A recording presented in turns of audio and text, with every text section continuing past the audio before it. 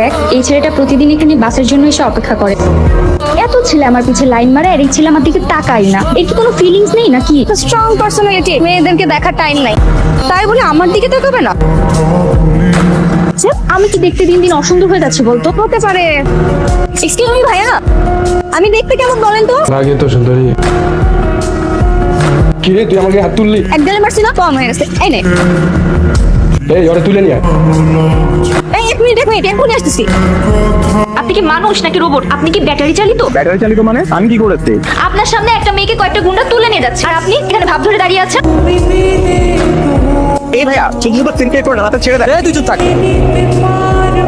Tasty বলুন, I want to ঠিক আছে। ওই অ্যাসিড মার ভাই পর। এটা কি সত্যি সত্যি এসিড? হ্যাঁ, এই সিট নিয়ে কেন ঘুরে? আমি তো রোবটদের মনের কথা জানতে হয় না। আমার বাস চলে আসছে, ভালো হাফেজ।